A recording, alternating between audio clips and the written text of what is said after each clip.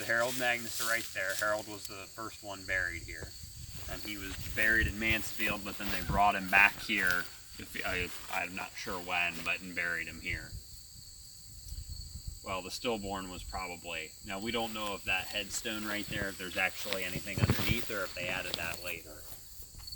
That baby might have been buried across the way, and where I pointed out where that house was, there's a cemetery back in there, and it might have been buried there in the headstone, but it says from mother's arms to the arms of Jesus or something like that. It's hard to see.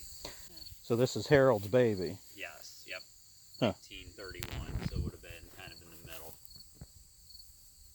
So that'd be Pete's little brother, Ed. Would it? Yeah, the little baby would be That's right, yeah. Pete's little brother. I had our little baby sister. I had that tombstone 3 sandblasted. Oh, good. So you take that stone and have it sandblasted. I put her name in the dictionary. Did you see that? Dolores. Next to Harold is Agnes's mom, May. Made sure they put that in Okay. there. Her husband, I guess people weren't real fond of him, Pete Gerhardt. He's buried up at Limestone. His headstone says he is not dead but sleepeth. So why is he not buried here? I don't think this cemetery was here when he died. I think he died in 36 or 38, somewhere in there. Oh. But she was buried up here. And the story is that in that house down there, in one of the rooms is where they had the wake. Wow. People were yelling and screaming and having the traditional wake. The funeral was down at the Shady Grove, the one I told you about with my mom. And then a 1960 Chevy Blazer was the hearse, and they brought it up here. She died in the summer.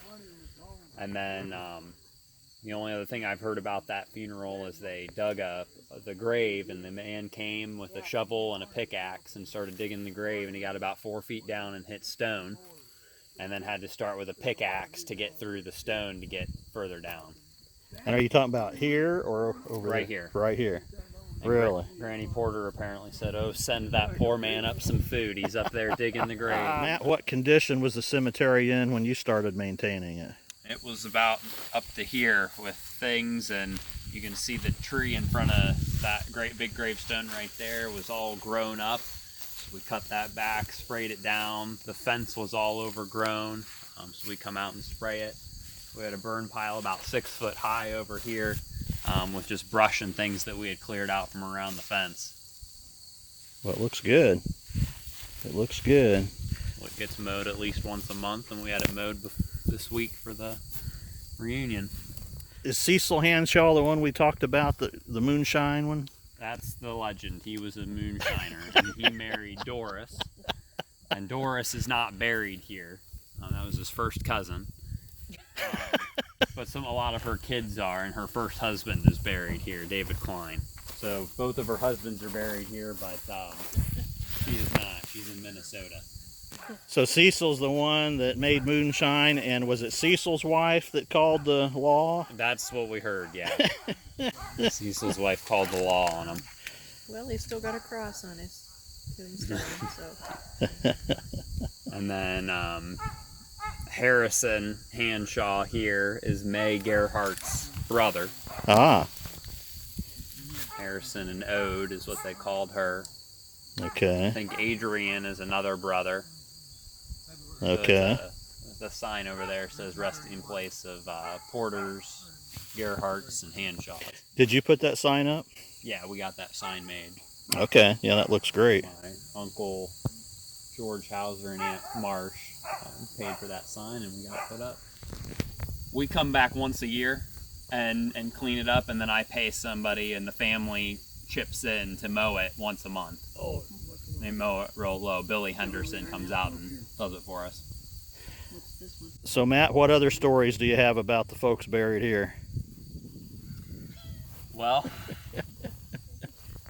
I know that there's Ode Hanshaw down there, and that was would have been in-law cousin of Harold, but apparently they lived up here on the ridge somewhere, and in the 60s they finally got a refrigerator, and code would only let the refrigerator be opened once every hour. She wouldn't let anybody get into the refrigerator. She was afraid it wouldn't stay cold.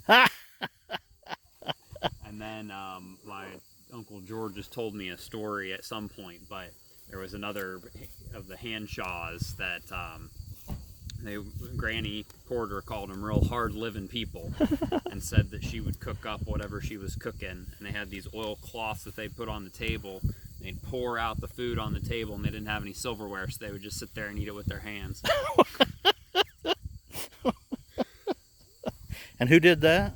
That was some of the Hanshaw cousins. And then I heard a story some other time, I don't know who it was, somebody again out on this road, that they had this big, a two-room kind of house, dirt floor, and you'd walk into the house and there'd be the table and the bed, and then there was another room and there was a big old grand piano sitting in it, and nobody never knew how it got there. With dirt floors? Dirt floor. It might not have been a grand piano, but a big piano. Wow. I bet that didn't stay. I don't know if that was a Porter or a Gerhardt or who. And you say that's Harold's house across the valley there. That's Harold's house.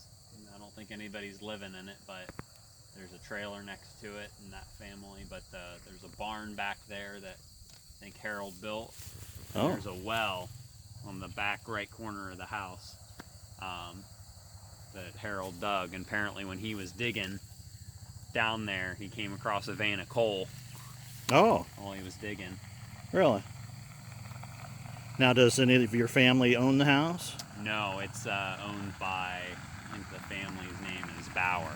Okay. And they bought the place. And all of Agnes and Harold's kids had to sign, that were alive at the time, to sign over the deed to the new owner.